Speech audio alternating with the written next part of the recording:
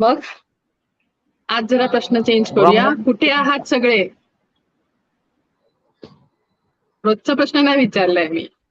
आज विचारते, कुठे आहात सगळे? मी ऑफिस मध्ये आहे मॅडम. ओके.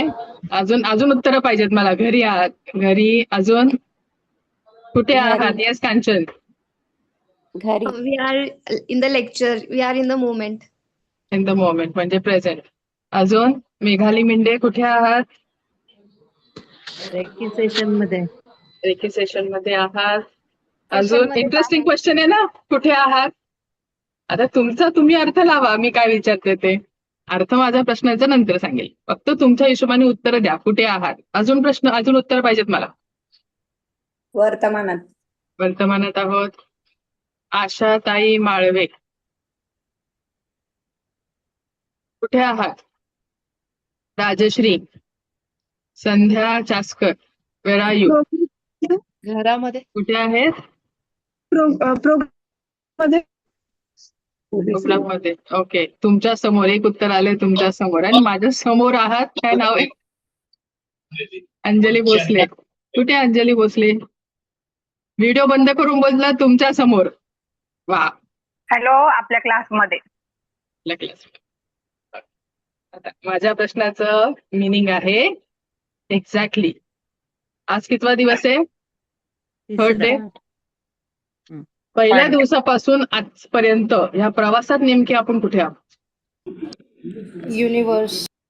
युनिव्हर्स मध्ये आहोत. ओके. या प्रवासात कुठपर्यंत आलेलो आहोत? पुढे आलेलो आहोत, पाऊल टाकत आहोत, की त्याच्या स्टार्टिंग पॉइंटला उभे आहोत, विचार करत आहोत? यस, पुढे पुढे पुढे आलो. पुढे आलो. पुढे आलात, पावलं पुढे टाकलीत आलो. का? पुढे आलो. हो हो हो. हा प्रश्न मी का विचारला? यस. आपल्याला स्वतःला कळलं पाहिजे, मी पुढे आलीये, पुढे आलो आहात की नाही. तुम्हाला प्रश्न विचारला नाही. छान आला. हा, अनुभव छान आलाय पुढे चालल्याचा. अनुभव येणारच आहे, याची गॅरंटी देत आहे मी. हो, खूप. आजचं खूप गोड होतं सगळं. व्हेरी गुड, छान. असंच पुढे सगळं गोड गोड होत राहणार आहे. Don't worry about it. तर पुढे आलो आहोत आपण. या प्रवासाला सुरुवात केली आहे. सो रेकी लेवल 1 हा 7 दिवस कंप्लीट करणं हाच एक पहिलं पाऊल आहे. ओके. 7 दिवसापर्यंत कंप्लीट केला तर याचा अर्थ तिथून पहिलं पाऊल आपण टाकलेलं आहे. त्याच्यानंतर मग स्टेप्स पटापट चढता येते. पहिलं तिथे उतरायला थोडंसं अवघड असतं, पण ते तुम्ही सगळ्यांनी केलेलं आहे. त्याबद्दल आता काल एका हाताने दिले, आज 2 हाताने शाबासकी देऊया. ठीक आहे. खूप मोठं काम आहे. एक्सेप्ट करणं की मला काहीतरी मिळवायचं आहे, त्यासाठी मी बदलणार आहे किंवा मला ट्रान्सफॉर्मेशनची गरज आहे, हे एक्सेप्ट करणं ही खूप आजचं काय बोलतात धाडसाचं काम आहे. सगळे नाही करत. गुड. फॉर दॅट तुम्हा सगळ्यांना शाबासकी या ब्रह्मांडाकडून, माझ्याकडून नाही. ओके. स्वतःवर घ्यायचं नसतं कधी रेकीमध्ये. चालेल. तर आजचा आपला टॉपिक काय राहणार आहे? कोणी वाचले? Past life meditation. शक्तिपात. शक्तिपात नाही आज, काहीतरीच लगेच शक्तिपात द्यायचं का? मेडिटेशन आहे. मेडिटेशन आहे. ओके. आजचा टॉपिक आहे रेकीची हिस्ट्री आणि past life meditation. Past life regression नाही, आज पास्ट लाईफ मेडिटेशन आहे. पास्ट लाईफ रिग्रेशन असं सगळ्यांचं नाही घेऊ शकत. So it is past life meditation. ठीक आहे. तर सुरुवात करूया आज. आधी आपण काय करूया, आधी हिस्ट्री बघूया रेकीची, त्याच्यानंतर मेडिटेशन घेऊया, सो दॅट तुम्ही त्या मेडिटेशनच्या ऊर्जांमध्ये पुढे राहू शकाल. परत तुम्हाला त्यातून बाहेर काढायला नको आता हिस्ट्री ऐका, नाही. आधी हिस्ट्री ऐकून घ्या, नंतर मग त्या स्टेटमध्ये तुम्ही जाऊ शकता. काय बोलताय? तर रेकीची हिस्ट्री बघायला गेलं तर आपण बघितलं रेकीचा उगम कुठे आहे. तिची सुरुवात झाली आपल्या भारतातून. ठीक आहे. हे तर आपल्याला सगळ्यांना आता माहित झालंय. पण रेकीला रिडिस्कव्हर कोणी केलं तर ते जपानमध्ये झालं. मी आता सगळ्यांना म्यूट करते.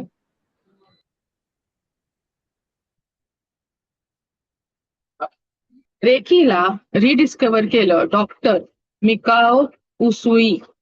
त्यांचा फोटो वगैरे पुढे दाखवेलच, पण आता फक्त लक्षात घ्या की रेकीला पुन्हा रिडिस्कव्हर केलं गेलं. आणि मग हळूहळू रेकीचा प्रचार किंवा प्रसार होत गेला. जपान पासून सुरुवात होऊन हळूहळू बाकीच्या देशांपर्यंत आणि मग पूर्ण जगभर त्याचा प्रचार आणि प्रसार झालेला आहे. तर डॉक्टर मिका उसुई हे रेकीचे पहिले ग्रँड मास्टर मानले जातात. कोण? तर doctor मिकाऊ उसुई. Me just I share a slide, एक स्लाइड शेअर करते म्हणजे तुम्हाला डोळ्यासमोर पिक्चर असणार आहे.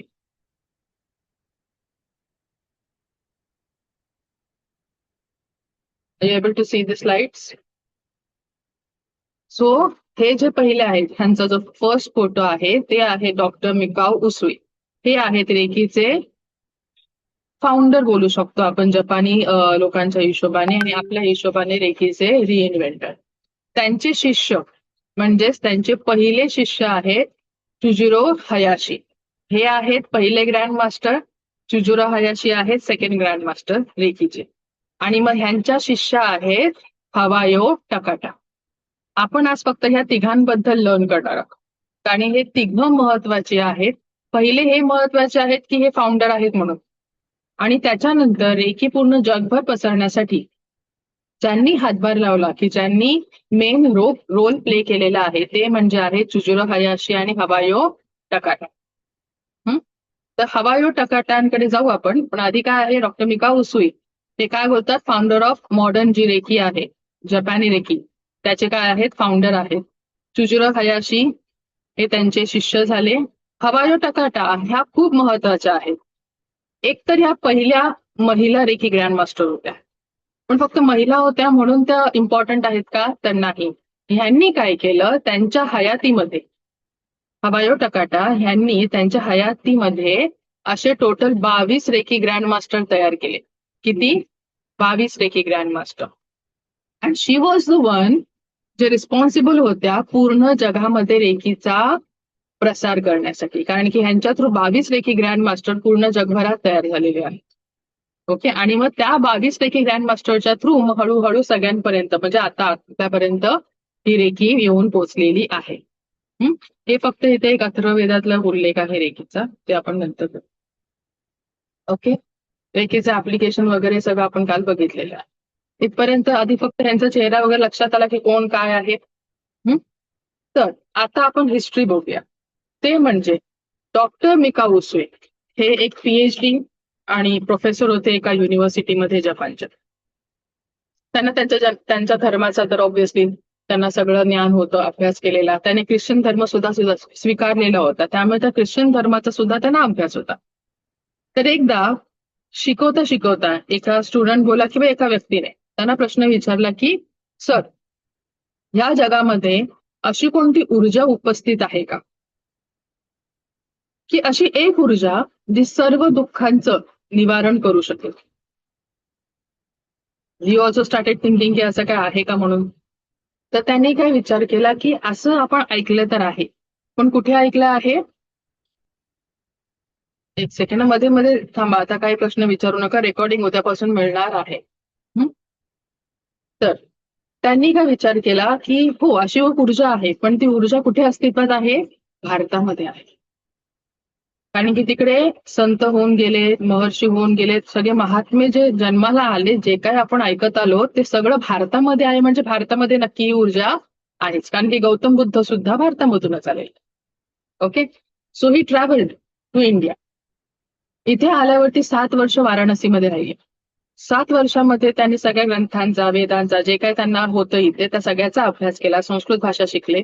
त्याच्यावरून हे पक्क झालं की ही अस्तित्वात आहे, इथे आहे सगळं. कारण की इथे असलेले प्रत्येक संत, संन्यासी सगळेजण तपश्चर्या करतात, काहीतरी सिद्धी प्राप्त करतात, काहीतरी यांना एनर्जी प्राप्त होत आहे आणि त्याच्यातून ते बाकीच्यांना हे करत ट्रान्सफॉर्मेशन घडवून आणत आहे किंवा स्वतःमधलं त्यांना जे काही शक्त्या प्राप्त होत झालेल्या आहेत किंवा जे काय आहे ह्याच्यातून येते. पण त्यांना शिकवणारं कोण तिथे सापडत नव्हतं, कारण की तो काळ असा होता की सगळी उलथापालथ तेव्हा झालेली. बरोबर.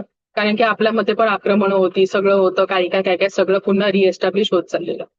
मग ते पुन्हा दुसरीकडे ट्रॅव्हल करत करत पुन्हा जपानमध्ये गेले. जपानमध्ये सुद्धा त्यांनी जैन मुनींचा सुद्धा त्यांनी गायडन्स घेतला.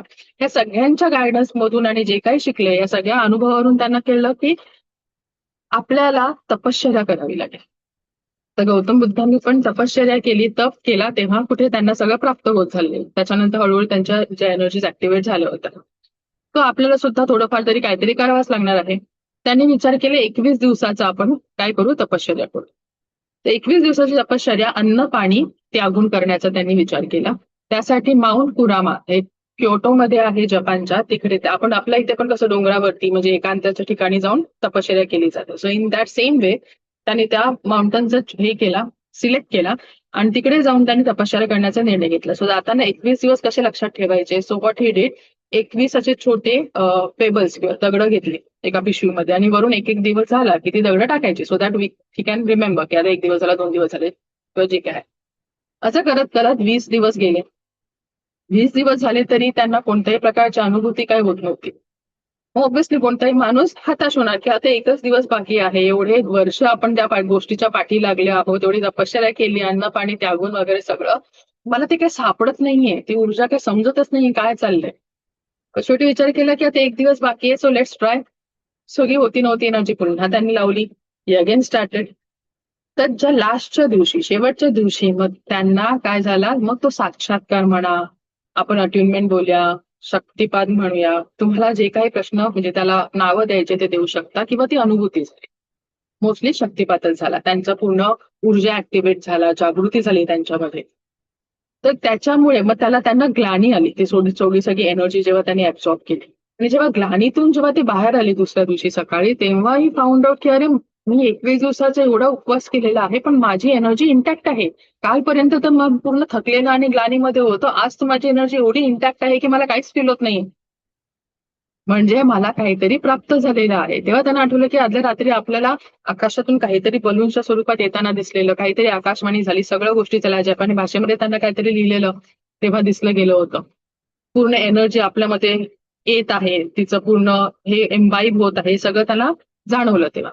मग त्याच नादामध्ये जेव्हा ते त्या डोंगरावरून खाली उतरत होते घाईघाईमध्ये, तेव्हा त्यांच्या पायाला लागली ठेच, अंगठ्यामधून रक्त व्हायला.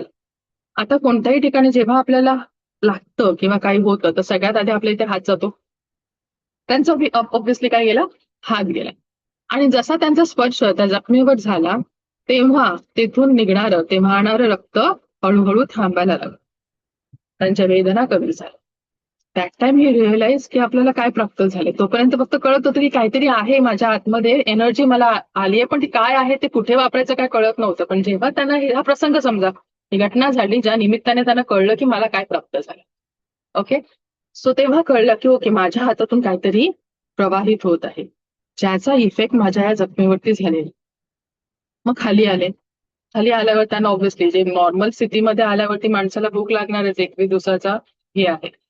तर त्यांनी आपल्या इथे समजा तेव्हा त्यावेळची खानावळ त्या हिशोबात तिथे होत, तिकडे जाऊन ही प्लेस ऑर्डर प्लेस केली वगैरे. तेव्हा तिथे बघितलं की त्या खानावळीमध्ये एक लहान 13 वर्षाची वगैरे मुलगी जेवण सर्व करत होती, वाढत होती. तेव्हा त्यांना कळलं की त्या हॉटेल मालकाची ती नात होती, पण तिचा एक गाल सुजलेला होता.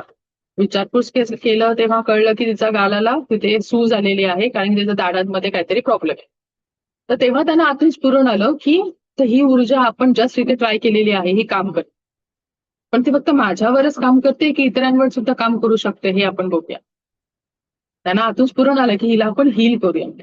त्यांनी परमिशन घेतली की फक्त हिच्या गालावर मी थोडा वेळ हात ठेवू. त्यांनी गालावरती हात ठेवला आणि काही मिनिटांमध्ये तिचे एक्सप्रेशन चेंज झाला, तिच्या वेदना मग तिथे कमी झाल्या, तिचं सगळं ते हळूहळू कमी व्हायला लागलं, तिची सूज कमी झाली. तेव्हा त्यांना कळलं की ऊर्जा दुसऱ्यांवरती पण काम करते, फक्त माझ्यावरच काम करत नाही. म्हणजे ह्याचा उपयोग मी शोधतोय की कोणतं निवारण कसं करणार ते फायनली मला प्राप्त झालेलं आहे. आता मग हे दुःख फिजिकल आहे की बाकी सगळं पण करू शकतो, हा पुढचा प्रश्न. कारण की लाईफमध्ये कोणतं प्रत्येक वेळेला वेगवेगळ्या पद्धतीचं काय असतं, सगळ्यांना इश्यूज असतात. So can we heal that also. So त्यांनी काय केलं, तिकडे एक बेगर सोसायटी असते, म्हणजे आपल्या इकडचा थोडी गरीब वस्ती किंवा स्लम एरिया किंवा असा पण विचार करू शकतो. तिकडे ते गेले आणि त्यांनी विचार केला की आपण माझ्या लाईफमध्ये तर मी अचीव्ह केलेलं आहे, वेल सेटल वगैरे आहे, आता मी दुसऱ्यांना कोणत्या पद्धतीने ह्या गोष्टीचा उपयोग किंवा त्यांना काय मदत करू शकतो. तो ही वेंट दे. तिकडे सुद्धा 7 वर्ष त्यांनी सेवा फ्री ऑफ कॉस्ट, विनामूल्य त्यांनी सेवा प्रोव्हाइड केली त्या रिजनमध्ये. पण प्रत्येकाला ना कोणत्या इश्यूज मधून ते बाहेर काढण्याचा प्रयत्न करत होते किंवा किंबहुना बाहेर काढत होते त्या गोष्टीतून. एक त्यांचा एक हेतू काय असतो माणसाचा, की अशा लोकांना किंवा ज्यांना गरज आहे त्यांना आपण जीवनाची एक नवीन वाट दाखवूया, त्यांना काहीतरी हेल्प करता येईल आपल्याला, मग ते फिजिकल का असेल. ते करत करत करत त्यांना 7 वर्ष गेली हे करेपर्यंत. पण त्यांना काही वर्षांनी हे रिअलाइज होत होतं की आपण जे काय करतो ना ते परमनंट नाही राहते. कारण की ह्यांना मी ट्राय करतो की हे पुढच्या सभ्य लोकांच्या संगतीमध्ये राहतील, की पुढे जातील जीवनामध्ये, हे पुन्हा बॅक टू पॅव्हलियन येतात, जातात जातात जातात आणि परत तिथेच येतात, पुन्हा माझ्याकडे त्याच गोष्टी घेऊन येतात. हे असं का होते, परमनंट का नाही राहते त्यांच्या आयुष्यात. सो त्यांनी विचार केला तर सगळ्या प्रश्नांची उत्तरं आपल्याला तपश्चर्येतून मिळाली. लेट्स पुन्हा ते बसावं लागेल आणि विचारावं लागेल ह्या ब्रह्मांडाला की काय. त्यांनी पुन्हा तो हे केलं, मेडिटेट करायचा हे केलं. तेव्हा त्यांना आतून, तेव्हा आकाशवाणी बोला किंवा आतून आपल्याला कळतं, स्फुरण येतं किंवा प्रश्न विचारले जातात. तेव्हा त्याने एक प्रश्न विचारला गेला की बाळा तुला इथे कोणी बोलवलं होतं का. पहिला प्रश्न काय होता, ब्रह्मांडाकडून आलेला, तुला इथे कोणी बोलवलं होतं का की या इथे आणि माझी मदत करा. उत्तर काय होतं की नाही, मला नव्हतं बोलत. दुसरा प्रश्न विचारला गेला, ठीक आहे आलास तर आलास, केलंस तर केलंस, याच्या बदल्यात काय घेतलंस का. दोन्ही प्रश्नांची उत्तरं होती नाही. तेव्हा त्यांना कळलं की रेकीला एक रूल आहे, नियम एक आहे की आपण आपली काय एथिकल प्रॅक्टिसेस करायचा, हा तर नियम आहेच. पण रूल काय आहे रेकीचा, तेव्हा त्यांना कळलं की अरे आपण हे नव्हतं केलं म्हणजे हा रूल असू शकतो. म्हणजे रेकी मागितल्याशिवाय द्यायची नाही, रेकी मागितल्याशिवाय द्यायची नाही. आता हे फक्त रेकीमध्ये ऍप्लिकेबल आहे का की कोणत्याही ज्ञानाबद्दल ऍप्लिकेबल आहे. कोणतंही ज्ञान असो या सगळ्या गोष्टीसाठी ऍप्लिकेबल आहे. मागितल्याशिवाय पण ज्ञान कधी असं वाटत फिरत नसतो, कारण की त्याला मूल्य असतं, त्याचं मोल असतं, कोणाची तरी मेहनत असते, कोणाचं तरी अनुभवाचं ते ज्ञान असेल. त्यामुळे असंच कोणालाही आपण वाटू शकत नाही. हे तर कॉमन आहे, पूर्ण कोणत्याही ब्रह्मांडाच्या ऊर्जेशी हेच आहे. त्याच्यानंतर दुसरं रूल काय आहे ते म्हणजे त्याच्या बदल्यात काही घेणं गरजेचं आहे. एनर्जी एक्सचेंज बोलतात त्याला. काय बोलतात, एनर्जी. हे जे मी बोलते ना, ऑन करा रे, कशाला. एनर्जी एक्सचेंज एका साईडनेच फ्लो होतोय, मग एनर्जीचा इम्बॅलन्स होणारच आहे. ठीक आहे, मग माझे ऋण घेऊन बसा. त्याचा गाभार्थ कळत नाही आपल्याला. आपल्याला फक्त काय वर्ड्स वाटतात, पण ते वर्ड्स नसतात. असो, त्याच्यावरती विश्लेषण आपण नंतर करू, कारण की तुमच्या मनात असे प्रश्न आले पाहिजेत की अरे पण आपण तर फ्रीमध्ये लेक्चर अटेंड करतोय, हो की नाही. व्हेर इज एनर्जी एक्सचेंज दे. तुमची परमिशन घेतली का मी तुम्हाला ज्ञान देते. हा, उलट करतोय आपण काहीतरी. ठीक आहे, याचं एक्सप्लेनेशन आपण नंतर बघू. आधी फक्त let's come back to history, first complete that. त्यांना आता हे कळलं की हे 2 क्रायटेरिया आहेत बाबा रेकीमध्ये. त्यांनी विचार केला की नाही आता ह्याच्या पुढे आपण हे सगळं फॉलो करूया आणि मग बघूया की ह्याचे रिझल्ट मग परमनंट राहतात की नाही. ठीक आहे, सो त्यांनी काय केलं, त्यांनी क्लिनिक एस्टॅब्लिश केलं की आपण एक क्लिनिक हे करूया आणि मग इथे आपण ऍज अ पेशंट म्हणून किंवा क्लायंट म्हणून त्यांना ट्रीट करूया. आणि असं केल्यावरती काय, तो जपान सारखा देश, तेव्हा पण आता पण तो सगळ्यात प्रगतशील देश आहे, मग तेव्हा पण काही विचार करणार होता की नाही, याच्यावर विश्वास ठेवणार होता नाही. त्यांना सुद्धा हे काय अंधश्रद्धा वाटणार. हे तेव्हा भारतामध्ये अंधश्रद्धा वगैरे वाटत नव्हती, कारण की इथे हेच प्रचलित होतं तेव्हा. त्यांच्यासाठी ते नवीन होतं ना ही गोष्ट. त्यामुळे तेव्हा कोण त्यांना असं क्लायंट किंवा फ्री असताना असं ट्राय करू या हिशोबात सगळे येत होते, पण एनर्जी एक्सचेंज देऊन किंवा पैसे देऊन लगेच कोण येणार नव्हतं. पण असा एखादा व्यक्ती असतो दुनियामध्ये की ज्याचं सगळं काही करून झालेलं आहे, आता काय करायचं उरलं नाहीये, पण त्यातून बाहेर आपण निघत नाही. असा एक व्यक्ती त्यांच्याकडे आला, ज्याला पोटाचं काहीतरी दुखणं खूप वर्षापासून होतं, पण ते काय बरं होत नव्हतं. त्यांच्याकडे आला की बाबा तू आता काहीतरी कर, याच्यातून मला बाहेर काढ. मग तो त्यांचा पहिला चोलवाला पेशंट. त्याला त्यांनी हेल्प केली, त्याचं सगळं रिव्हर्स झालं हिलिंग केल्यावरती त्याचं फिजिकल कंडिशन. तेव्हा मग त्या दिवसापासून हळूहळू जपानमध्ये त्या पर्टिक्युलर लोकॅलिटीमध्ये आणि मग असं करत करत त्यांच्या जपानमध्ये रेकीचा प्रसार झाला. आता हा जो काळ होता जेव्हा प्रसार होत होता, तो काळ होता वर्ल्ड वॉर 2चा. तेव्हा आपण माहिती की जपानमध्ये काय सगळं झालेलं, नरसंहार वगैरे जो काय झाला तो. त्याच्यानंतर पूर्ण सगळेजण तेव्हा डिप्रेशनचे हे आणि सगळं होतं. तेव्हा जपानचे एअर चीफ मार्शल होते, जे म्हणजे कोण, आपण जे सेकंड इमेज बघितली, डॉक्टर हयाशी.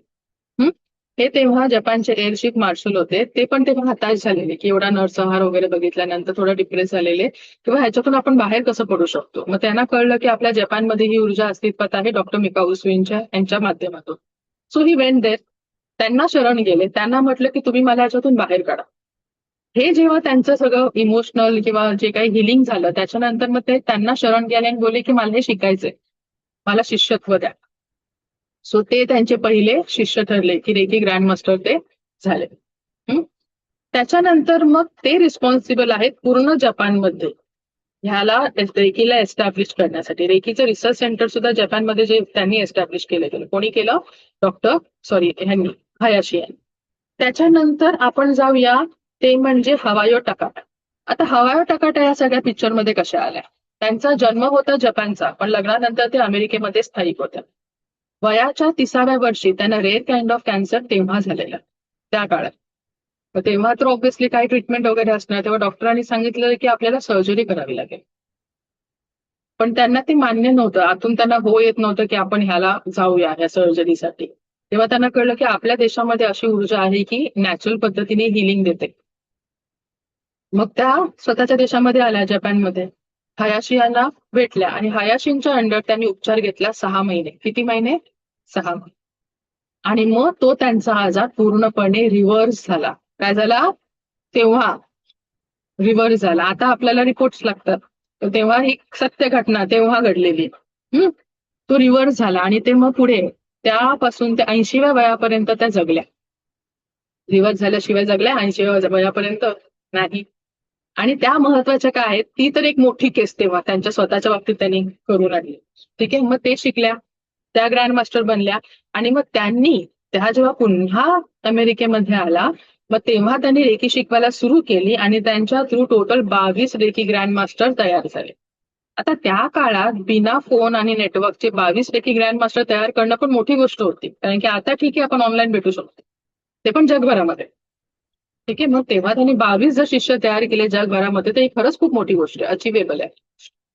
ठीक आहे, अचिवेबल म्हणजे अचीव न होण्यासारखी गोष्ट आहे ऍक्च्युली, पण त्यांनी ते करून दाखवलं. आणि मग आता सुद्धा जे रेकीचं मेन असोसिएशन आहे जे अमेरिकेमध्ये आहे, ते सुद्धा त्यांनी एस्टॅब्लिश तेव्हा केलं होतं. ठीक आहे, आणि मग त्या 22 ग्रँड मास्टरच्या थ्रू आपल्या पूर्ण मग हळूहळू ते इन्कल्केट होत होत होत मग शिष्य परंपरेने सगळीकडे आलेला आहे. मग आता आपण ते पण त्याच हिशोबामध्ये त्यांच्या थ्रू शिकत आहोत. उगम मात्र कुठून झाला? भारतातूनच झालेला आहे, कारण की ते सुद्धा इथूनच शिकून गेले होते.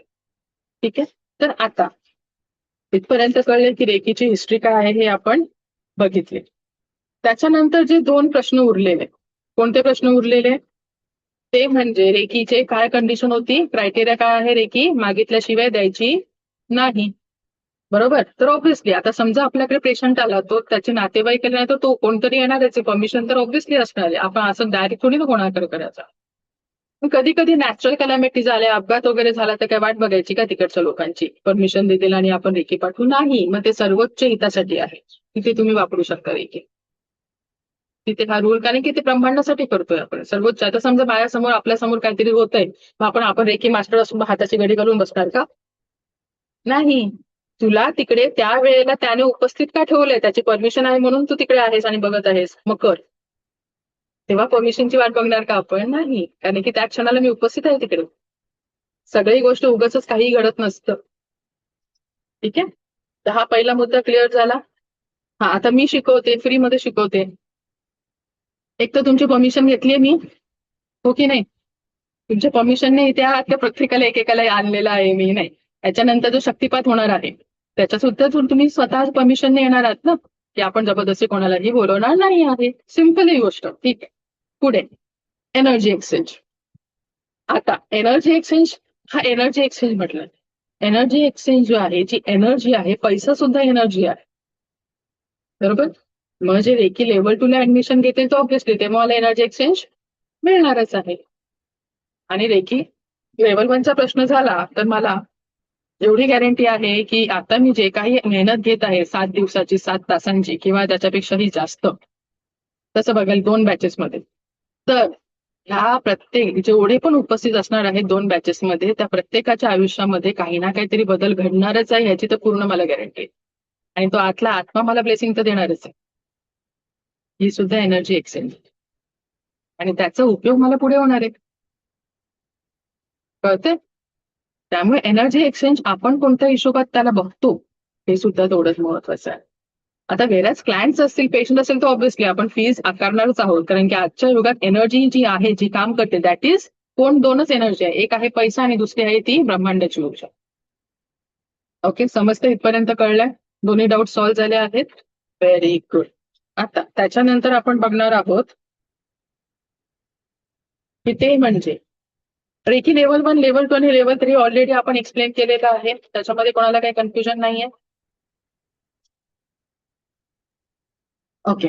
नंतर आहे रेखी लेवल 1चा जर प्रश्न झाला तर काही प्रश्न असे येतात की आता आपण ज्या केस बद्दल किंवा ज्या डिसीज बद्दल बघितलं, तर तो डिसीज, कारण की हा प्रश्न पुढे उद्भवतो म्हणून मी आधीच सांगितलं की रेखी लेवल 1 ने सॉल्व्ह होऊ शकतो का, तर ऑब्व्हियसली नाही, कारण की रेखी लेवल 1 मध्ये ऊर्जा किती आहे? 10%. रेखी लेवल 3 केल्यावरती तेव्हा आपली ऊर्जा 100% ऍक्टिव्हेटेड असते आणि तेव्हा असे रिझल्ट पॉसिबल असतात. म्हणजेच काय, रेकी लेवल 1 मध्ये लिमिटेशन्स आहे. काय आहे? लिमिटेशन्स. कारण की जेव्हा याच्यानंतर पण अटेनमेंट होणार तेव्हा हिलिंग जी आहे ती आपल्याला स्वतःच्या हातांनी तिकडे जाऊन स्पर्शाने द्यावी लागणार. तेही कोणालाही आपण नाही पाठवू शकत आहे रेकी लेवल 1 ला. व्हेरॅज लेवल 2 ला गेला हे लिमिटेशन, जेवढे लिमिटेशन्स आहेत ते सगळे निघून जातात, कारण की तेव्हा रेकी लेवल 2 लाच आपल्याला काय शिकवलं जातं? डिस्टन्स हिलिंग शिकवली जाते.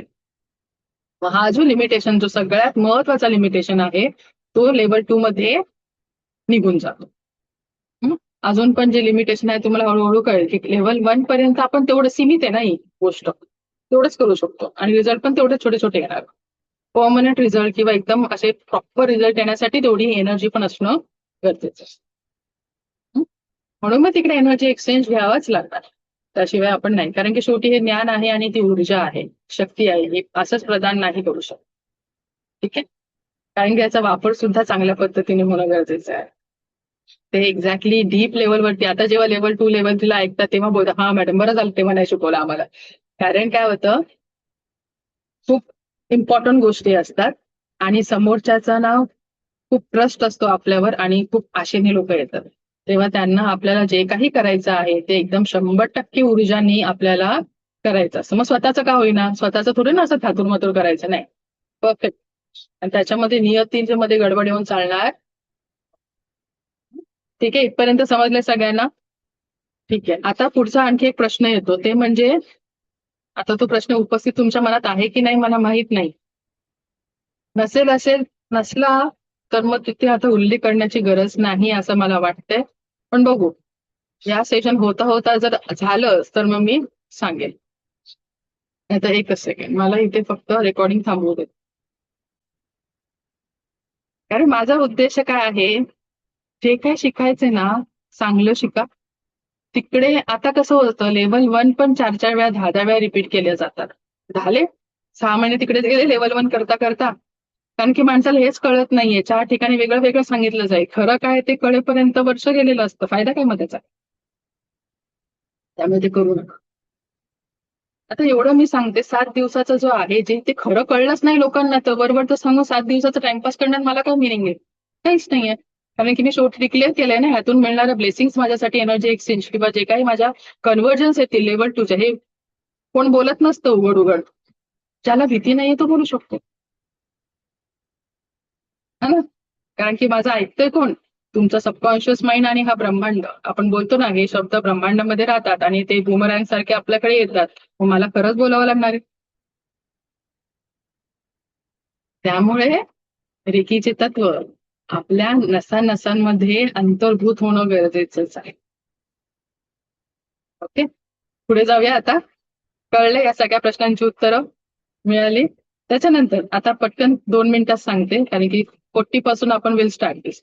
3 मिनिटं आहेत. 7 दिवसच का? ट्रान्सफॉर्मेशन होण्यासाठी थोडा वेळ देणं गरजेचं आहे का? आता हे पण पॉसिबल आहे, म्हणजे जे बाकीचे केले जातात 2 दिवसामध्ये लेवल 1, 3 दिवस पण नाही, एका दिवसामध्ये लेवल 1. एका दिवसामध्ये 7 तास बसण्याची कॅपॅसिटी कोणाकडे? तेवढी बुद्धीची क्षमता आपली आहे का? रोज थोडं थोडं खाल्लेलं परवडेल की एकाच दिवशी सगळं खाल्लेलं परवडेल? डायजेशनच होणार नाहीये त्या गोष्टीचं. इथपर्यंत पोहोचून आतमध्ये येणं गरजेचं आहे. मग तेव्हा कुठे आपण बोलू की हा 7 ट्रान्सफॉर्मेशन झालं याच्यामध्ये. आणि मग तो लेवल 2 ला आला. एका दिवसामध्ये 5 तासामध्ये मी सगळं थेअरी शिकवली, प्रॅक्टिकल शिकवली, ऑरा शिकवला, हिलिंग शिकवलं, अट्युनमेंट पण दिलं, ऍक्टिव्हेशन केलं, डाऊट सॉल्व्हिंग पण केली. काय करणार आहे, काय राहणार आहे? आणि हेच जर मी ऑफलाईन घेतलं, एनर्जी एक्सचेंज तुम्हाला द्यावंच लागणार आहे पैशाच्या स्वरूपात, कारण की एवढ्या लोकांना अकोमोडेट कुठे करणार? मला हॉल घ्यावा लागेल, बँकपेट घ्यावा लागणार आहे, तिकडे तुम्हाला रेकॉर्डिंग मिळणार नाही, तिकडे मला व्हिडिओ रेकॉर्डर ठेवावा लागणार आहे, व्हिडिओग्राफर, खाण्यापिण्याचं बघावं लागणार आहे. आपण फक्त बोलतो अशा शब्द, पण त्याच्या पाठी काय आहे लॉजिक ते नाही आपण बघू. ठीक आहे. आता हा कोर्स जरी आता ह्याच्यावर येणार युट्यूबवरती आपण अपलोड वगैरे करतो, 5 दिवसामध्ये पण रेकॉर्डेड देऊ शकतो, तुझे डायरेक्ट रेकॉर्डिंग बघा, काय प्रॉब्लेम आहे? आणि शक्तिपथाला या फक्त. माझा काय झालं असतं, मला फक्त 1 दिवसच काम होतं, 7 दिवस कशाला मी होईल ते पण फ्रीमध्ये द्यायला. रेकॉर्डिंग तर किती ब्लॅचेसच्या बाकीत, कोणती पण रेकॉर्डिंग आता लावली असती, ऐकत बसा. तसं नसतं, म्हणून सांगते व्हिडिओज ऑन ठेवा. एका दिवसावरती दुसरा दिवस डिपेंडेंट आहे, त्या हिशोबाने ते दिवस डिसाईड किंवा क्युरेट केलेले असतात. उगाचच काहीही केलं जात नसतं, खास करून रेकीच्या बाबतीत तरी. ओके, दोन सगळे डाऊट क्लिअर झालेले आहेत. Very good. कारण की काय होतं, ऑफलाईन जरी केलं आणि सगळं शिकवलं बिकवलं किंवा एका दिवसात सगळं शिकवलं, तुम्हाला डाऊट कधी येणार आहे? जेव्हा तुम्ही करायला लागेल. शिकताना डाऊट येत नसतं. आणि जर ऑफलाईन शिकून तुम्हाला टाटा वाय केलं, आता शोधा मला त्याच्यानंतर, चालेल का? जेव्हा तुम्ही ऍक्च्युअली करायला कोणाची तरी हिलिंग घ्याल, तेव्हा डाऊट पण सॉल्व्ह करणार. म्हणून लेवल 2 लेवल 3 ला आपल्या स्टुडंटसाठी ऍक्सेस लाईफ लॉंग असतो, लाईफ टाईम ऍक्सेस असतो. कारण की आम्हाला माहित असतं, जेव्हा करायला घेतील तेव्हा 100 प्रश्न विचारायला मेसेज नाही तर कॉल करते. आणि मग बॅचेस सुद्धा रिपीट कराव्याच लागतात. मग तेव्हा परत बॅचेस रिपीट, तेव्हा बॅचेस ऑब्व्हियसली रिपीट करतात, त्याच्यासाठी आम्ही चार्जेस घेत नसतो, म्हणून तर लाईफ टाईम ऍक्सेस असतो. तर मग ते नंतर आपण 7व्या दिवशी बघू. तर इथपर्यंत सगळ्यांची डाऊट क्लिअर आहे? रेकीचा कन्सेप्ट क्लिअर आहे का? आपला उद्देश काय आहे? रेकीचा कन्सेप्ट क्लिअर करणं. ओके, हे क्लिअर झाल्याशिवाय मग पुढचं आपण काही करू नाही शकत. ठीक आहे, सो नाव झाले 440. सो आता will start with the meditation. पटकन जाऊन सगळ्यांनी पाणी पिऊन घ्या आणि मला दिसा.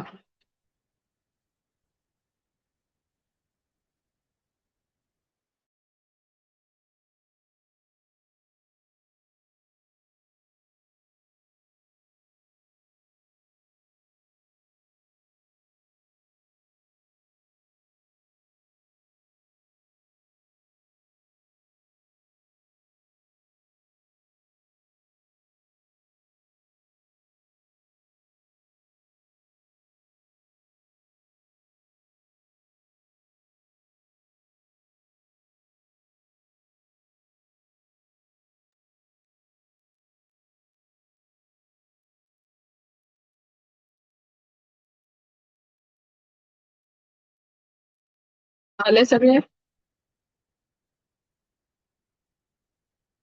So will start. आता मी तुम्हाला दिसणार नाहीये, फक्त माझा आवाज ऐकू येईल.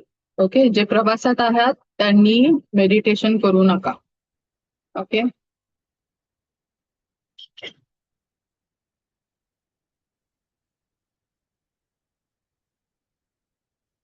आपण सुरू करतोय. सगळ्यांनी शांत राहायचं आहे. Just relax. दोन्ही हात मांड्यांवरती. Receiving position. रिसिव्हिंग पोझिशनचा अर्थ आहे आपले जे तळ हात आहेत ते आकाशाच्या दिशेने मांडीवरती ठेवायचे आहेत. Okay, so that is known as receiving position of your palm chakra. ठीक आहे, आता आपण सुरू करत आहोत. डोळे बंद. कम्फर्टेबल पोझिशन मध्ये बसायचं आहे. आज जे काही मेडिटेशन आपण करणार आहोत ते मेडिटेशन आहे आपल्या पास्टच्या सर्व नको असलेल्या मेमरीजला, आठवणींना, ज्या माझ्या आयुष्यात मला कधीच नको होत्या आणि कधीच नको आहेत, त्या सर्वांना कायमस्वरूपी काढून टाकण्यासाठी. डोळे बंद. Just relax. संपूर्ण ध्यान येणाऱ्या जाणाऱ्या श्वासांकडे. Focus on your breathing.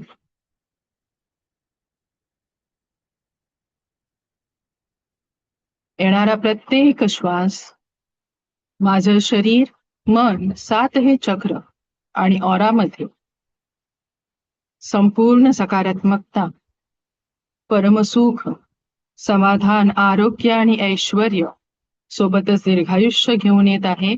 आणि माणसा जाणारा प्रत्येक श्वास शरीर, मन, 7 हे चक्र आणि ऑरामधील सर्व प्रकारची नेगेटिव्हिटी, नकारात्मकता कायमस्वरूपी काढून टाकत आहे आणि हा ब्रह्मांडात जाऊन शुद्ध होत आहे. Just focus on your breathing. श्वास घ्यायचा आहे, दीर्घ श्वास घ्यायचा आहे. Hold your breath. 1 2 3 4 and release. श्वास सोडायचा आहे. येणारा प्रत्येक श्वास तुमच्या जीवनामध्ये परमसुख, समाधान, आरोग्य आणि ऐश्वर्य घेऊन येत आहे आणि जाणारा प्रत्येक श्वास सर्व प्रकारची नकारात्मकता कायमस्वरूपी काढून टाकत आहे आणि ह्या ब्रह्मांडात जाऊन शुद्ध होत आहे. आज आपल्याला आता ना आपला गेलेला 24 तास आठवायचा आहे. आपला गेलेला 24 तास आता आठवायचा आहे. जीवन म्हणजे एकानंतर एक येणाऱ्या या घटनांचा क्रम आहे. काही चांगल्या घटना असतील, काही मनाला दुःख देणाऱ्या घटना घडल्या असतील गेल्या 24 तासात. सो गेल्या 24 तासात घडलेल्या प्रत्येक घटनेला आज आठवायचं आहे. आठवा. 24 तासात घडलेल्या त्या सर्व घटना आठवा. ह्यात मनाला तणाव देणाऱ्या व्यक्ती समोर येतील कदाचित, पण त्यांना आज माफ करून टाकूया. ह्यात मनाला तणाव देणाऱ्या व्यक्ती कदाचित समोर येतील, पण त्या सगळ्यांना माफ करा. आज गेल्या 24 तासात जे जे दुःख आलं, जी जी व्यक्ती जबाबदार होती, आज जरा त्या सर्वांना माफ करून टाका बघू. आणि गेल्या 24 तासात कळत नकळत शब्दांनी, कृतीने आपण कोणाला दुखावलेलं असेल तो मनोमन त्याची माफी मागा. मनोमन त्याची माफी आज आपण मागत आहोत. माफी मागा त्याची.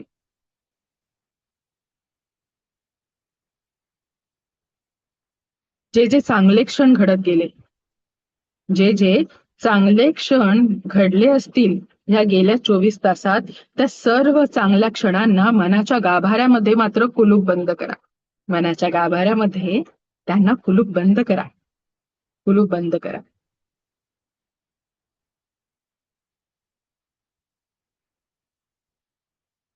आता गेलेला 1 महिन्याचे क्षण आठवा. गेलेल्या 1 महिन्याचे क्षण आठवा. मागील 1 महिन्यामध्ये अनेक चांगल्या वाईट घटना आपल्यासोबत घडल्या असतील, घडल्या आहेत. ज्या ज्या चांगल्या घटना होत्या ना, त्या सर्वांना एक एक घटनेला निवडून निवडून काढायचं आहे. त्या सर्व चांगल्या घटनेला, प्रत्येक घटनेला निवडून निवडून मनाच्या गाभाऱ्यामध्ये कुलूप बंद करायचं आहे. मनाच्या गाभाऱ्यामध्ये कुलूप बंद करायचं आहे. मनाच्या गाभाऱ्यामध्ये कुलूप बंद करायचं आहे. काही लोकांनी कृतीने, शब्दांनी आपल्याला दुखावलं असेल, दुःख दिलं असेल, माफ करा त्यांना. माफ करा त्यांना. ही संधी ना नेहमी नेहमी प्राप्त होत नसते. आज ह्या परमेश्वराने, या ब्रह्मांडाने ही संधी तुम्हाला आयती दिलेली आहे. सगळ्यांना माफ करा. कारण ते दुःख, ती घटना एका क्षणाची होती, परंतु जेव्हा जेव्हा आपण त्या व्यक्तीला आठवतो, ती घटना आपल्याला आठवते. परत परत त्या दुःखांचं रिपिटेशन होत चालतं. परत परत त्या दुःखांचं रिपिटेशन होत असतं. सो माफ करा त्यांना. कळत नकळत शब्दांनी, कृतीने, वाणीने आपण जर कोणाला दुखावलं असेल तर त्याची मनोमन माफी मागा. आज मनोमन माफी मागा.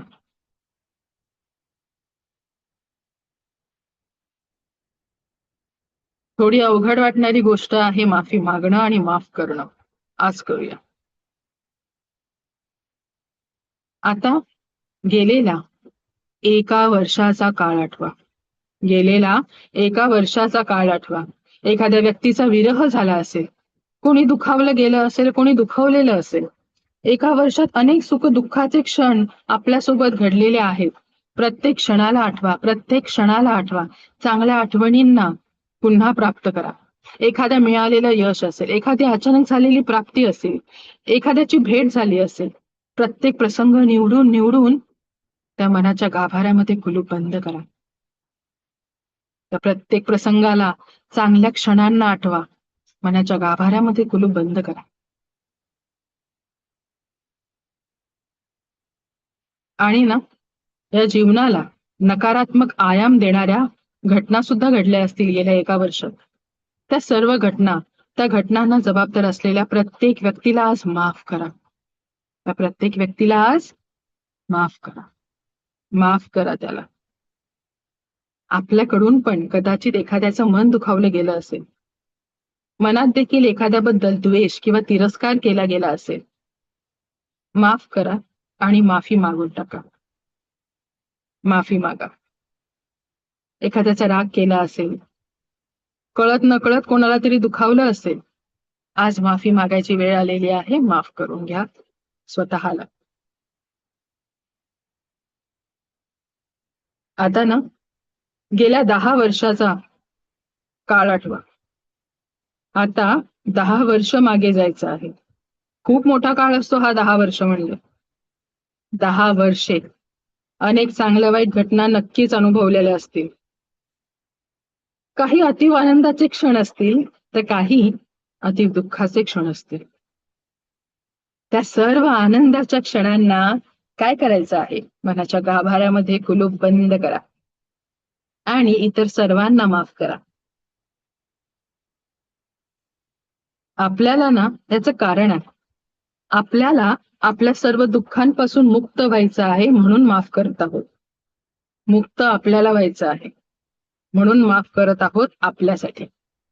समोरच्या व्यक्तीला माफ करत आहोत कारण त्या दुःखाशी असलेलं नातं मला तोडायचं आहे, आपल्याला तोडायचं आहे.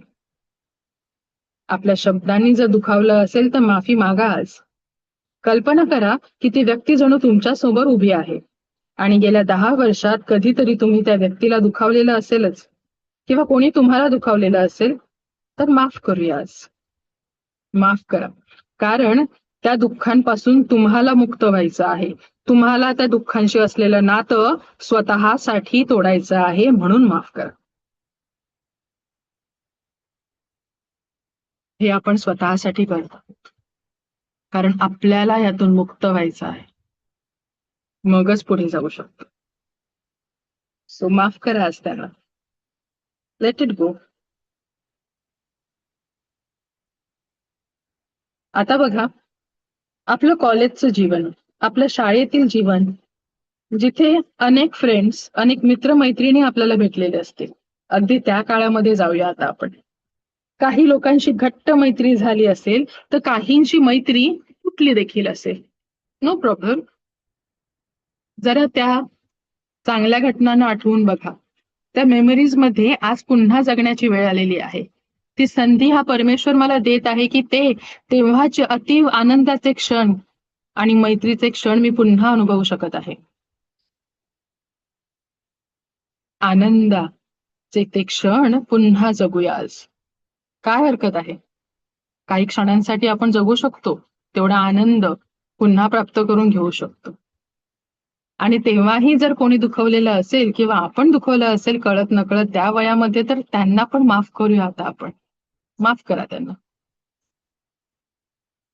Let it be. Just let it be and let it go. Easily, सहजरित्या. आता काय करायचं माहितीये? आता आपण थोडस अजून मागे जाऊया. अजून मागे जायचं आहे. रिवाइंड करायचं आहे. हो, अजून मागे जा. अजून मागे जात आहोत. अजून मागे जात आहोत. या लाईफच्या चित्रपटावरती आपण अजून मागे जात आहोत. ही फिल्म आता उलटी चालू झालेली आहे. आपण मागे जात आहोत, मागे जात आहोत, मागे जात आहोत. Just go. मागे जायचं आहे, अजून मागे, अजून मागे, अजून मागे. गो गो गो. अजून डीप मागे जात आहोत, अजून मागे जात आहोत, अजून मागे जात आहोत, अजून मागे जात आहोत, अजून मागे जात आहोत, अजून मागे, अजून मागे, अजून अजून अजून मागे. And stop. Stop there. आता ना आपण त्या दिव्य क्षणात येऊन पोचलेलो आहोत. कोणता असेल हा क्षण? हा तो दिव्य क्षण आहे. तो म्हणजे या पृथ्वीवरती आपण घेतलेला तो पहिला श्वास. या पृथ्वीवर आपण घेतलेला तो पहिला श्वास म्हणजे आपला जन्मदिवस. आता आपण त्या क्षणामध्ये येऊन पोचलेलो आहोत जेव्हा या पृथ्वीवरती मी माझा पहिला श्वास घेतला होता. बघा, पहिल्यांदा ना तो पहिला क्षण जेव्हा आपल्या आई वडिलांनी आपल्याला हातात घेतलं असेल, त्यांच्या चेहऱ्यावरती आलेली ती प्रसन्नता आठवा. तेव्हा नाही बघू शकलो, पण आता आपल्याला संधी आहे ते बघण्याची. बघून घ्या आपला पहिला श्वास आणि त्यांचा तो आनंद. आपल्या जन्माच्या वेळेस साजरा झालेला तो आनंदोत्सव अनुभवा. आणि बघा, त्या दिवशी ना त्या क्रिएटरने, त्या परमेश्वराने आपल्या दोन्ही हातांमध्ये एक कोरी पाटी देऊन पाठवलेलं होतं. काय पाठवलं होतं? आपल्या हातामध्ये एक कोरी पाटी दिलेली होती. आपलं भविष्य पुन्हा नव्याने या पृथ्वीवरती येऊन लिहिण्यासाठी, त्या पृथ्वीवरती काहीतरी घडवून दाखवण्यासाठी, जे गेल्या जन्मात नव्हतं साध्य झालं, पण ह्या जन्मामध्ये आपल्याला एक संधी दिली होती स्वतःला घडवण्याची. ती कोरी पाटी जी आपल्याला दिली होती ना, तिचा विसर पडला आता. पण आता पुन्हा ती कोरी पाटी आपल्या तुमच्या हातात तर परमेश्वराने पुन्हा त्या संधीच्या स्वरूपात प्राप्त करून दिलेली आहे. दोन्ही हातामध्ये तुम्हाला अनुभव येईल की ती कोरी पाटी तुमच्या हातांमध्ये आलेली आहे. तुमच्या दोन्ही हातांमध्ये ती कोरी पाटी, तिचं वजन, ती पाठी अनुभवू शकत आहात. आता त्या कोऱ्या पाटीला ना घट्ट छातीशी पकडायचं आहे.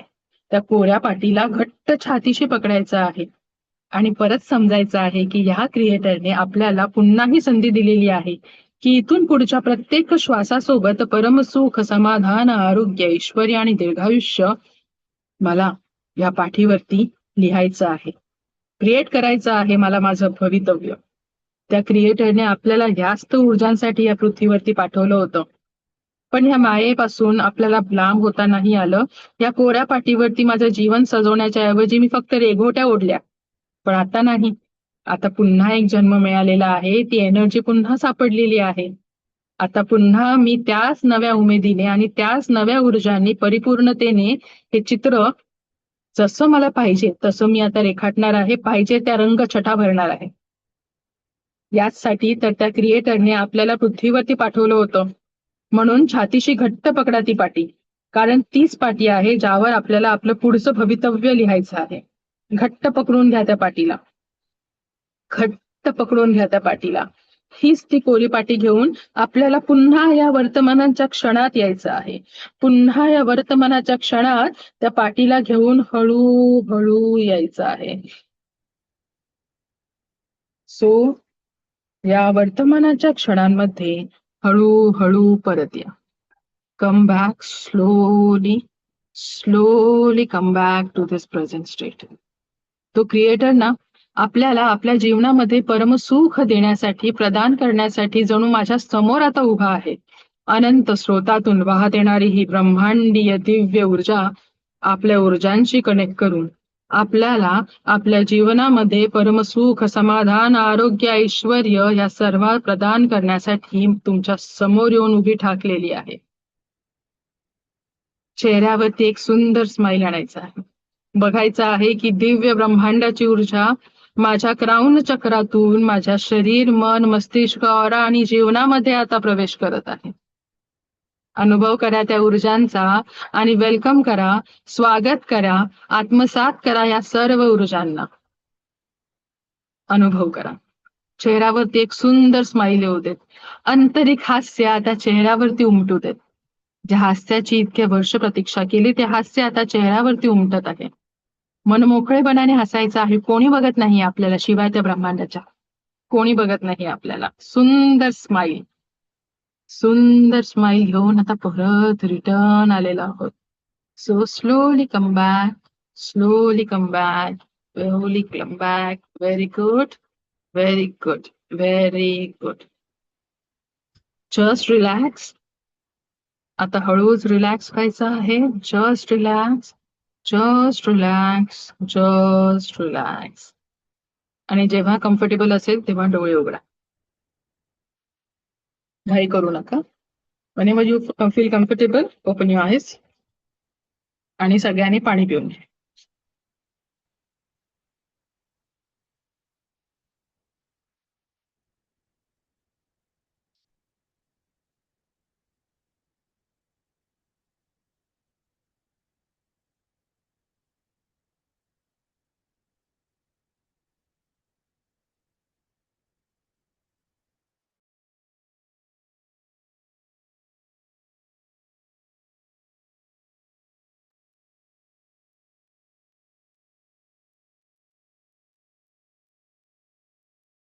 पाणी पिलं सगळ्यांनी? ओके. मग कसं वाटलं? आता मी माईक ऑन केला तरी चालेल. येस, बोला. छान वाटलं. फक्त छान वाटलं? नाही झोप आली होती. काय जाणवलं? पॉझिटिव्ह वाटलं खूप. अजून? माझा जन्म आठवला. Very good. छान बाकी काहीच नाही जास्त, पण माझा जन्म, माझं शिक्षण, माझी कॉलेज लाईफ खूप छान. छान, व्हेरी गुड. लेट गो केलं का? हा? लेट गो केलं? हो. मनातल्या दाखवलेल्या भावना सगळे निघाल्या. Very good. कारण की जोपर्यंत ती निगेटिव्हिटी काढणार नाही, उद्यापासून पॉझिटिव्हिटी कशी इम्प्लांट करायची, त्यासाठी आजचा हा सेशन होता. प्रत्येक काहीतरी कारण असतं का केलं जातं. जोपर्यंत आपल्याला माहितीच नाही काढून काय टाकायचंय, तोपर्यंत आतमध्ये टाकायचं काय हे कसं कळणार? ठीक आहे. म्हणून तर माफ करायचंय. काय करायचं शिकायचं? माफ करायला. कोणासाठी? समोरच्यासाठी? स्वतःसाठी. कारण ते कॉर्ड्स पुढे जाण्यासाठी माझ्या जीवनामधले अडथळे आहेत. जे मी एखाद्याला माफ नाही केलं किंवा एखाद्याची माफी नसेल मागितली तर गरज नाही की त्याच्या समोरच जाऊन माफी मागणं हे आहे, कंपल्सरी आहे. ऊर्जा आहे ही. आपण बोलतो कॉर्ड्स कनेक्टेड आहेत, डिस्कनेक्ट करू शकतो, तर माफी पण मागू शकतो ना त्या ऊर्जांशी. काय हरकत आहे? ते तरी करू शकतो, जरी त्याला डायरेक्ट फोन करून सॉरी नाही बोललो तर. प्युरिटीने जेवढं काम कराल ते काम होत असतं. इंटेन्शन इथे मॅटर करतात. तुमचं इंटेन्शन प्युअर असेल, मनातून खरंच आलं सॉरी, तर तिथे माफी मिळणारच आहे. आणि डायरेक्ट कुठून माफी मिळते आपल्याला? भेटते ती कोणाकडून मिळते? ब्रह्मांडाकडून. अजून काय पाहिजे? किती छोटंसं काम होतं, किती वर्ष लागले, किती मिनिटात केलं? फक्त कोणतरी सांगणारा पाहिजे असतो, मग आपण करतो. हा प्रॉब्लेम आहे. कळतंय? कांचन, चेहऱ्यावर स्माईल पाहिजे आता. आज तुम्हीच फोन केलेलात बरोबर? Yeah. कांचनच ना? हा. Yes. तर आता त्याच्या पुढे चेहऱ्यावरती स्माईल पाहिजे. जे काय झालं गेलं, रिपिटेशन करायचं नाहीये आपल्याला माइंडमध्ये. माइंडमध्ये रिपीट केलं तर समोर येणार आहे. Stop. Cut, delete, disconnect. Cords disconnect करायच्याच आहेत. आजपासून सुरूच करायचं. कोणाबद्दल राग आला, कट करून टाका आधीच. कोण काय बोललं, आधीच कट करून टाका. पुढचं काय प्रश्नच येत नाहीये.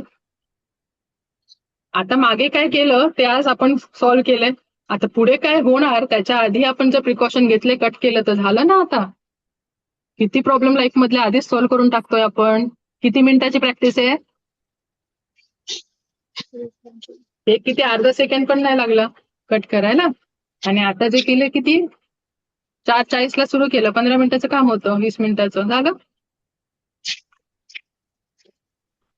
आता ह्याच्यामध्ये कोणाला काय डाऊट आहे का? माफ केलं नाही, खूप डिफिकल्ट आहे, काय करू, कसं करू, असं थोडी होतं मी माफ करून, मीच का माफ करू? त्याने काय करायचं? अरे स्वतःसाठी करा ना, त्याचं तो बघेल, त्याचे कर्म.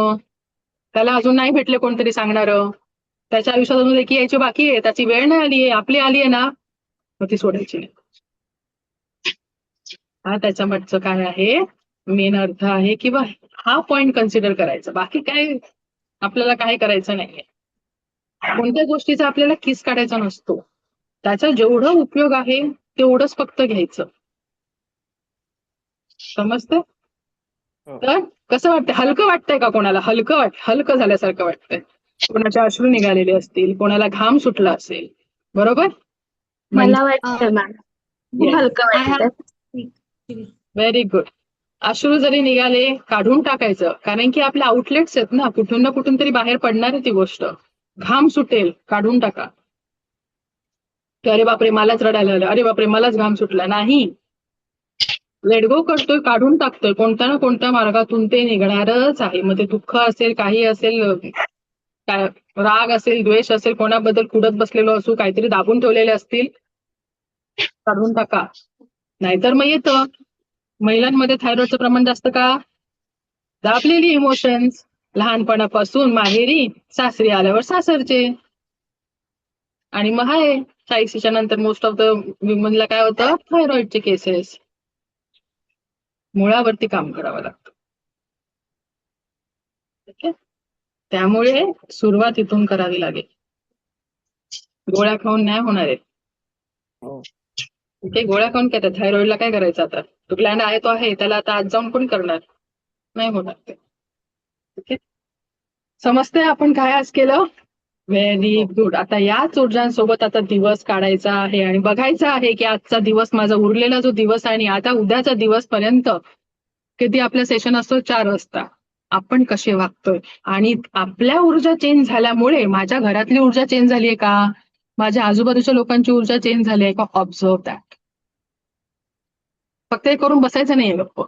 ह्याचा इफेक्ट काय येतोय? क्युरिओसिटी वाढली पाहिजे की ओके मी हे केलं, मग आता काय चेंज झालंय. जाणून बुजून नाही जायचं, पण just as a third person म्हणून ऑब्झर्व करायचं. आणि मग तेव्हा कळेल ना, अनुभव आला की नाही. तर कसं कळलं? अनुभव येऊन जातील आणि आपलं आहे, आपलं कोणत्या तरी दुसऱ्या दुनियेत चाललं. तसं नाही, प्रेझेंट स्टेटमध्ये राहा. ठीक आहे, आपण पाठचा विचार करत बसलो तर आता काय पुढे येऊन गेलं, काय बोलून गेलं हे आपल्याला कळतच नाहीये. एवढे बधीर होतो आपण. आत्ताची मोस्ट ऑफ द पॉप्युलेशन काय बधीर आहात ना, आहोतच आपण. काय बोलतोय, काय चाललंय, काय घडतंय, काय माहित नसतं. कारण आपलं लक्ष त्या स्क्रोलिंगकडे असतं ना फोनच्या. ते लोक येऊन कमवून जातायत रील्स बनवून बनवून, आपण बघत बघत इकडचा लोड वाढवून घेतोय, बाकी काही नाही करत आहे. अचीव काय केलं आजच्या दिवसभरामध्ये? आपण काय अचीव केलं? विचार करावा लागतो की अरे मी काय केलं त्याचं. आज जेवलो काय हे पण लोकांना आठवत नाही. आज नाश्ता काय केला, आज काय जेवलो, काल रात्री काय जेवण होतं. एवढी अवस्था कोणी करून घेतली? स्वतः केली. त्यातून बाहेर पडावं लागेल. रोजच्या केसेसच्या अनुभवावरून मी सांगते, एवढा बधीर होईपर्यंत आपण जर वाट बघत बसू तर नाही चालणार. कोणतरी यावं लागतं मग हलवणारं गदा, आणि मग ते सगळं निगेटिव्हिटी अशी गदा खाली पडते मग. आणि मग झाले काउन्सिलिंगचे सेशन झाले की मॅम अभी अच्छा लग रहा है, बहुत हलका लग रहा है. अरे हे तुझ्या हातात होतं म्हणून बोलते, शिकून या.